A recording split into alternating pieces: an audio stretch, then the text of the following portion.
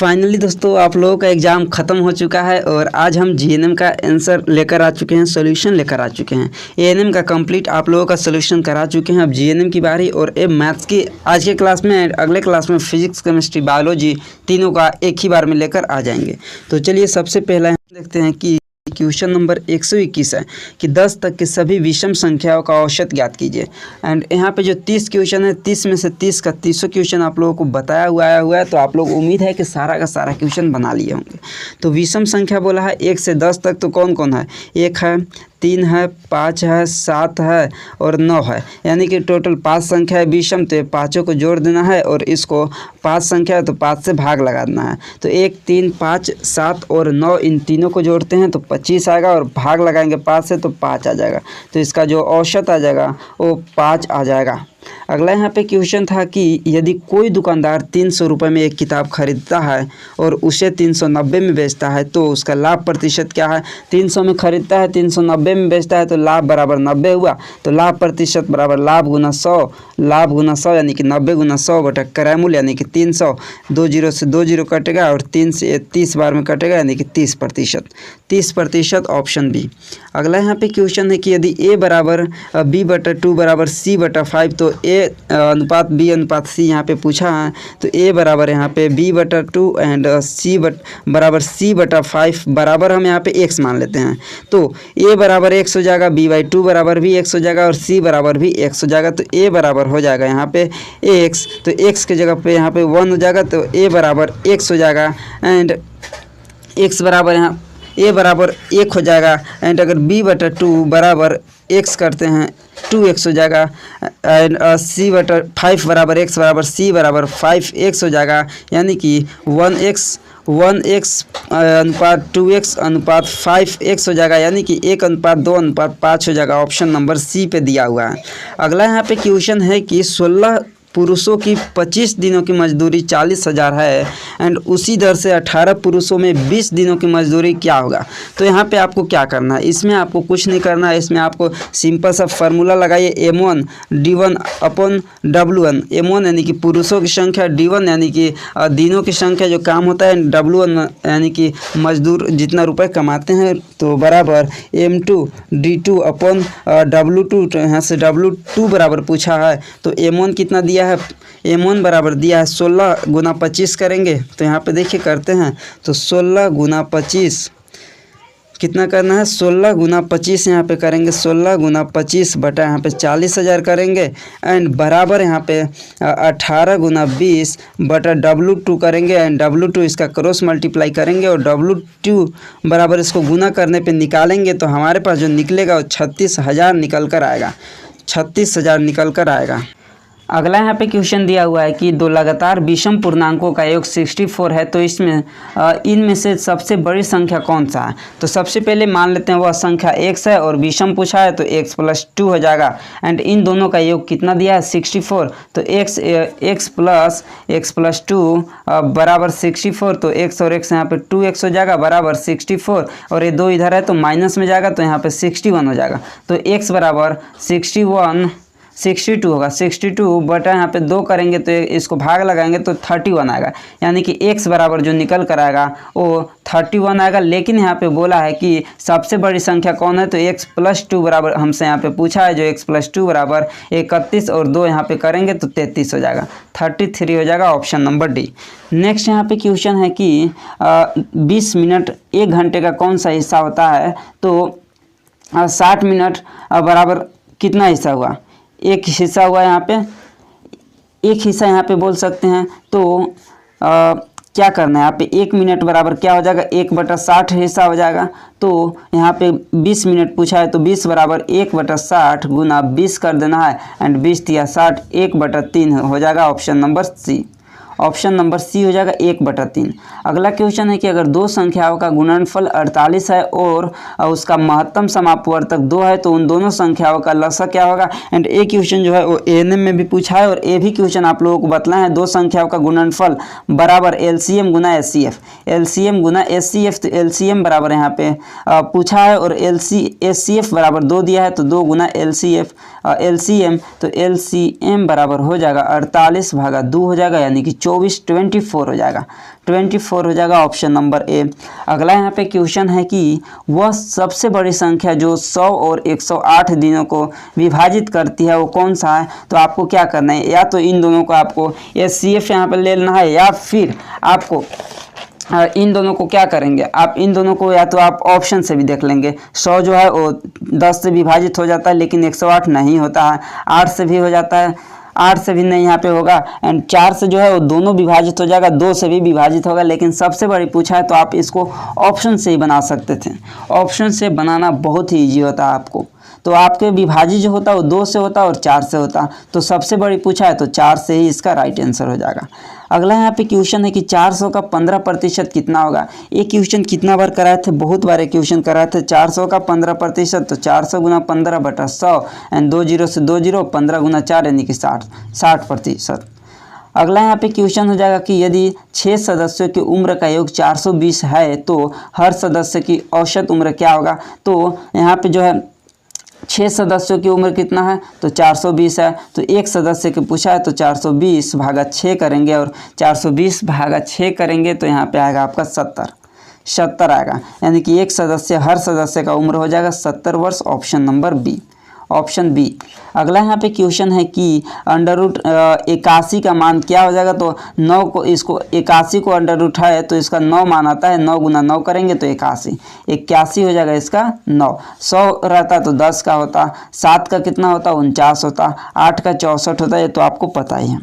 अगला यहाँ पे क्वेश्चन है कि 0.1 गुना 0.3 गुना 100 का मान क्या होगा। तो ये सिंपल सा 0.1 गुना 0.3 एंड यहाँ पे 100 है तो 2 यहाँ पे 0 है, तो इसको यहाँ से यहाँ 0, यहाँ पे दशमलव के बाद 1 0, यहाँ भी इन दोनों 0 हटाएंगे तो 1 गुना 3 हो जाएगा, बराबर 3 आएगा। 3 आएगा इसका राइट आंसर। अगला यहाँ पे क्वेश्चन है कि 10.1 माइनस 9.8 प्लस 8 माइनस 7.1 का मान क्या होगा। तो ये भी यहाँ पे बिल्कुल सही बना है, 1 मान आएगा इसका जोड़ने पे। अगला यहाँ पे क्वेश्चन है कि 2.34 का भिन्न रूप क्या होगा। तो इसमें क्या करना है, 2.34 है तो दशमलव कितने अंक के बाद है, 2 अंक के बाद है, तो नीचे 2 अंक यहाँ पे 1 के ऊपर लगा देना है, यानी कि 234/100। ऊपर से दशमलव हटाना है तो नीचे जितना दशमलव के बाद अंक है उतना अंक नीचे 0 लगाना है, तो 234/100 आएगा। तो इसको काटेंगे तो 117/50 आएगा, 117/50 आ जाएगा, ऑप्शन नंबर सी पे देखिए दिया हुआ है। अगला यहाँ पे क्वेश्चन है कि 2.051 पाने के लिए 17.1 में कितना घटाना होगा, बतलाइए यहाँ पे। तो सिंपल सा है कि इसमें जो घटाई जा सकने वाली है वो 17.1 में से मानते हैं माइनस x घटाते हैं तो हमारे पास कितना आएगा 2.051। तो x को एक साइड करते हैं तो 17.1 माइनस 2.051 बराबर x आ जाएगा। तो x बराबर निकालेंगे तो 15.049 जो कि इसका राइट आंसर ऑप्शन बी है। अगला यहाँ पे क्वेश्चन है कि एक धनात्मक पूर्ण संख्या का 5 गुना संख्या के वर्ग के 2 गुना से 3 कम है, तो संख्या कौन सा है यहाँ पे पूछा है। तो संख्या यहाँ पे पूछा है, यानी कि धनात्मक पूर्णांक के 5 गुना संख्या से, तो मान लेते हैं कि संख्या जो है x एंड इसके 5 गुना संख्या यानी कि 5x से कितना के बराबर है, उसका गुना के संख्या के वर्ग के 2 गुना से 3 कम है, तो इसका वर्ग यहाँ पे 2x² हो जाएगा एंड इसका 2 गुना से यहाँ पे वर्ग के 2 गुना से 3 कम है, तो 2x² माइनस 3 करेंगे। तो इसको एक साइड भेजते हैं तो 2x² minus 3 and minus 5x हो जाएगा। और इसका गुणनखंड आप लोग करेंगे, फैक्टराइजेशन करेंगे। तो सबसे पहले तो इसको एक साइड करते हैं तो 2x² माइनस 5x माइनस 3, और इसका गुणनखंड करेंगे आपको 6x एंड x बीच में ले लेना है मान, और इसका फैक्टराइजेशन करेंगे, गुणनखंड करेंगे तो लास्ट में आपका 3 निकल कर आएगा, 3 निकल कर आएगा, option number D. Option number D. एक माइनस में आएगा तो माइनस पूर्ण संख्या नहीं है तो माइनस वाला नहीं लेना है, प्लस वाला लेना है। अगला है कि यदि एक 2 अंकों की संख्या के अंकों का योग 3 है और यदि अंकों का क्रम बदल दिया जाए तो वह संख्या 9 में वृद्धि हो जाती है, तो वह संख्या क्या है। तो बहुत ही सिंपल क्वेश्चन, 2 अंकों का संख्या जिसका योग 3 है। तो सबसे पहले हमारे पास जो है वो 21 दिया हुआ है, तो 2 और 1 इन दोनों का योग कितना है, 3 है। उसी तरह 27 है, तो इन दोनों का योग 10 है, 3 जीरो है तो इसका भी योग 3 है, और 2 1 है इसका भी योग 3 है। लेकिन बोला है कि अंकों को उलट दिया जाए, क्रम में उलट दिया जाए तो इसके वृद्धि हो जाता है 9 के। तो अगर 21 को उलटते हैं तो 12 होता है, जो कि वृद्धि नहीं होता है, लॉस ही हो जाता है। और 30 को उलटते हैं तो 3, इसमें भी लॉस होता है। और 12 को उलटते हैं तो 12 को उलटते हैं तो 21 बन जाता है, जो कि 9 की वृद्धि हो जाता है। तो ऑप्शन नंबर डी हो जाएगा इसका right answer. Option number D हो जाएगा इसका राइट आंसर, 12 हो जाएगा। अगला यहाँ पे क्वेश्चन है कि एक व्यक्ति की आय 10,000 रुपये है और वह 4,000 रुपये राशन पे, 2,000 रुपये शिक्षा पे खर्च करता है, तो वह अपने धन का कितना हिस्सा अन्य आवश्यकताओं पे खर्च कर सकता है। यानी कि 10,000 में से वो कितना खर्च कर दिया, 4,000 और 2,000 इधर, यानी कि 6,000, यानी कि वो जो खर्च कर दिए टोटल 6,000 खर्च कर दिए, तो उसके पास अब कितना बचा, 4,000। तो 4,000 उसके पास कितना हिस्सा है, तो 4,000 जो है वो 10,000 का कितना हिस्सा है, तो 4,000 बटा 10, 4 जीरो 3 जीरो है यहाँ पे, तो 3 जीरो से 3 जीरो काटते हैं, 4 बटा 10, तो 2 दूनी 4, 2 पचे 10, 2 बटा 5 भाग बचा हुआ है। ऑप्शन नंबर डी हो जाएगा, 2 बटा 5 भाग बचा हुआ है। अगला यहाँ पे क्वेश्चन है, क्वेश्चन नंबर 139 की एक सवारी गाड़ी की सामान्य गति को यदि 5 किलोमीटर प्रति घंटा बढ़ा दिया जाए तो वह 300 किलोमीटर की यात्रा के लिए 2 घंटे का समय कम लेगी। तो रेलगाड़ी की सामान्य गति यहाँ पे पूछा गया है। तो यहाँ पे सामान्य गति पूछा गया है, तो क्या करना है, सबसे पहले हम मान लेते हैं कि सामान्य गति x हो जाएगा, एंड इसमें कितना बढ़ा दिया गया है, x प्लस 5 इसमें बढ़ा दिया गया है, x प्लस 5 इसमें बढ़ा दिया गया है, और कुल दूरी इसमें दिया हुआ है, और 300 किलोमीटर इसका कुल दूरी दिया हुआ है। तो यहाँ पे हम समय बराबर निकाल लेंगे, समय बराबर हो जाएगा दूरी बटा गति हो जाएगा, दूरी बटा स्पीड हो जाएगा, डिस्टेंस अपॉन स्पीड हो जाएगा। तो सबसे पहले जो दिया है वो कितना दिया है, एक में दिया है वो 300, कहाँ पे गया, सबसे पहले यहाँ पे जो दिया है वो 300 बटा x दिया है, एंड जब बढ़ाई हुई जो दूरी हो जाएगा वो 300 बटा x प्लस 5 हो जाएगा। तो प्रश्न के अनुसार चलते हैं कि वह 300 किलोमीटर की यात्रा 2 घंटे कम समय लेती है, तो हम 300 बटा x माइनस 300 बटा x माइनस 5 करते हैं, बराबर यहाँ पे 2 लिखेंगे क्योंकि 2 घंटा कम समय लेता है। और इसको सोल्व करेंगे, या तो हम यहाँ पे विकल्प ऑप्शन जो दिया है x की जगह पे उसको रखेंगे और सोल्व करेंगे, या फिर इसको हम आगे सोल्व करेंगे तो भी यहाँ पे निकल कर आ जाएगा। और जो लास्ट में निकल कर आएगा वो 25 kilometre per hour, option number A निकल कर आएगा। इसको हम यहाँ पे x के मान डायरेक्ट एक एक करके ऑप्शन भी रखेंगे, एंड x का मान रखने के बाद जिसमें 2 आ जाता है बराबर, वो इसका राइट आंसर हो जाएगा। या फिर हम आपको इसको फैक्टराइजेशन कर सकते हैं, गुणनखंड कर सकते हैं। अगला यहाँ पे क्वेश्चन है कि एक वस्तु का विक्रय मूल्य 3,680 रुपये है और लाभ प्रतिशत 15% है, तो वस्तु का क्रय मूल्य यहाँ पे पूछा है, सीपी बराबर पूछा है, एएनएम में भी आया हुआ था सीपी पूछने के लिए। तो एसपी गुना 100 बटा 100 प्लस जो प्रॉफिट परसेंटेज है, तो प्रॉफिट कितना है 15। तो यहाँ पे देखिए एसपी दिया है 3680 गुना 100 बटा 100 प्लस 15, यानी कि 115 यहाँ पे हो जाएगा। और इसको गुना करेंगे 3680 गुना 100 बटा 115 यहाँ पे करेंगे, तो आपके सामने जो निकल कर आएगा वो 3200 निकल कर आएगा, यानी 3,200 रुपया हो जाएगा। 3,200 रुपया यहाँ पे हो जाएगा राइट आंसर। अगला यहाँ पे क्वेश्चन है कि क्या क्वेश्चन है कि 2 संख्याओं का महत्तम समापवर्तक और लघुत्तम समापवर्तक के बराबर है, तो वो संख्याएं कौन है। तो वो जो संख्या है वो भी दोनों बराबर होंगे, क्योंकि यहाँ पे 2 संख्याओं का एचसीएफ और एलसीएम तभी बराबर हो सकता है जब दोनों संख्याएं एक दूसरे से बराबर होती है। अगला यहाँ पे क्वेश्चन है कि यदि राजू के पिता की आयु 14 वर्ष है और वे राजू की आयु से 3 गुना से 5 वर्ष बड़ा है, तो राजू की आयु यहाँ पे ज्ञात करना है। तो सबसे पहले हम मान लेते हैं कि राजू की आयु जो है वो मान लेते हैं कि 100 वर्ष है, 100 वर्ष है। और यहाँ पे बोला है कि राजू के पिता की आयु 44 वर्ष है और वे राजू की आयु से 3 गुना से 5 ज़्यादा है, यानी कि 3 गुना, तो x का 3 गुना प्लस 5 ज़्यादा है बराबर कितना 44। क्लियर है। यानी कि जो 44 वर्ष है इसके पिता की जो आयु है इसके 3 गुना से 5 अधिक है, तो एक सम उसका आयु माने थे तो इसका 3 गुना यानी कि 3x + 5, तो 3x बराबर हो जाएगा 3x बराबर 44 माइनस 5 करेंगे, x बराबर 44 माइनस 5 करेंगे तो 39 हो जाएगा, 39/3 यानी कि 13 वर्ष। 13 वर्ष निकल कर आ जाएगा option number D. Option number D हो जाएगा 13 वर्ष। इसके बाद अगला यहाँ पे क्वेश्चन है कि यदि आप एक संख्या के 6 गुना में से 5 घटाते हैं तो आपके 7 प्राप्त होता है, तो वह संख्या क्या है। तो इसको भी मान लेते हैं कि वह संख्या, माना कि वह संख्या x है और इसका 6 गुना में से 5 माइनस करते हैं, तो यानी कि 6x - 5 करते हैं तो 7 आता है, तो 6x बराबर 7 + 5 यानी कि 12, तो x बराबर 2 आ जाएगा, x बराबर 2 आ जाएगा यानी कि ऑप्शन नंबर ए।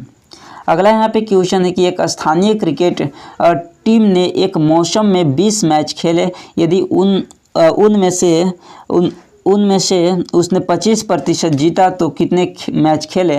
तो 20 मैच का 25% कितना हो जाएगा, यानी कि 20 मैच है तो 20 का 25%, तो 20 गुना 25/100 यानी कि 25 चौका 100 और 4 × 5 = 20, तो टोटल इन्होंने कितने मैच जीते, तो 5 मैच जीता, 5 हो जाएगा ऑप्शन नंबर डी। अगला क्वेश्चन है कि यदि a बराबर 3, b बराबर 4 और c बराबर -3 तो a³ + b³ + c³ क्या आ जाएगा। तो a³ बराबर 3 का यहाँ पे q करेंगे तो 3 का करेंगे तो 27 हो जाएगा, प्लस b³ बराबर अगर यहाँ पे 4 दिया है तो 4 को करेंगे तो 64 हो जाएगा, और c³ बराबर -7 है तो इसका -343 आएगा, एंड इसको घटाएंगे तो -252 आएगा, option number B. Option B. अगला यहाँ पे क्वेश्चन है क्वेश्चन नंबर 146 के 20 ओवर में क्रिकेट मैच में कुल बनाए गए रन 200 है, तो औसत रन रेट क्या हो जाएगा। तो 20 ओवर में कितना बनाया गया है, 20 ओवर में 200, तो 1 ओवर में यानी कि औसत यहाँ पे पूछा है तो 200 भागा 20 कर देंगे तो 2 0 यहाँ पे 10 बार में कट जाएगा, यानी कि औसत रन हो जाएगा 10। अगला यहाँ पे क्वेश्चन है कि 125 का कितना प्रतिशत है। 25 जो है वो 125 का कितना प्रतिशत है यहाँ पे पूछा हुआ है। तो सबसे पहले मान लेते हैं कि जो 125 है वो कितना है, 100% है, तो एक जो है वो कितना हो जाएगा 100/125, तो 25 पूछा है तो गुना 25 कर देंगे, एंड इसको 25 से काटेंगे तो 25 125 और 100 है तो 20 बार में कर जाएगा, यानी कि 20%, 20% हो जाएगा, option number B. Option number B. अगला क्वेश्चन है कि एक वस्तु का मूल्य 80 रुपये है और यदि वस्तु को बेचने से 20 रुपये का लाभ कमाया जा रहा है तो लाभ प्रतिशत यहाँ पे ज्ञात करना है। तो लाभ प्रतिशत बराबर क्या हो जाएगा, लाभ गुना 100/क्रयमूल्य। कितना लाभ आपको हो रहा है, 20 रुपये लाभ कमाया जा रहा है, तो लाभ गुना 100/क्रयमूल्य क्या है, तो वस्तु का मूल्य 80 रुपये, यानी कि क्रयमूल्य 80, 1010 एंड 4 एंड यहाँ से काटेंगे तो 25% हो जाएगा, ऑप्शन नंबर सी, 25% हो जाएगा। अगला यहाँ पे क्वेश्चन है कि एक कार्य को 12 दिन में पूरा कर सकता है और ए और बी एक साथ उस कार्य को 8 दिन में पूरा कर सकते हैं, तो बी अकेले उस कार्य को कितना दिन में पूरा करेगा यहाँ पे पूछा है। और जितना भी क्वेश्चन है 30 का 30 क्वेश्चन आप लोगों को बताया हुआ है, और एएनएम में भी 25 क्वेश्चन आया था, वो 25 भी क्वेश्चन सारा क्वेश्चन बताया हुआ आया था। तो उम्मीद है कि आप लोग बना चुके होंगे। तो इसका कैसे बनाना है, तो इसमें देखिए क्या करना है कि सबसे पहले कि आपको एक दिन में किया गया कार्य क्या हो जाएगा, ए द्वारा एक दिन में किया गया कार्य एक दिन में 1/12, और ए और बी दोनों एक दिन में कार्य करते हैं, तो ए और बी दोनों करते हैं तो 1/8 दिन में पूरा करते हैं। तो यहाँ पे पूछा है बी अकेले कितना दिन में करता है, तो 1/8 माइनस 1/12 कर देंगे, तो यहाँ पे निकल कर आएगा 1/24। अब यहाँ पे बी जो अकेले करता है यानी कि उस काम को 24 दिन में पूरा करेगा, लास्ट में क्या करना है, इसको उल्टा कर देना है, यानी कि अकेले जो है वो 24 दिन में बी उस काम को पूरा करेगा। क्योंकि एक दिन में यहाँ पे क्या कर रहा है, एक दिन का उसका कार्य निकला, तो एक दिन में 1/24 करता है, तो यहाँ पे 1/24 एक दिन में करा है, तो बी अकेले उस काम को कितना दिन में पूरा करेगा, तो 24 दिन में पूरा करेगा यहाँ पे।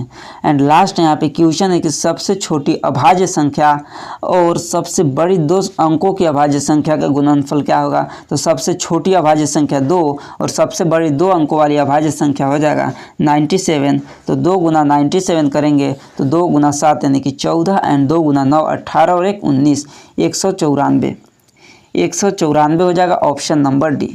Option number D. तो यही था झारखंड एएनएम का मैथ्स का पेपर। तो आप लोगों का कितना मार्क्स आ रहा है आप लोग कमेंट करके बताइए जल्दी से कि आप लोगों का टोटल कितना मार्क्स आ रहा है। तो मिलते हैं अगली क्लास में।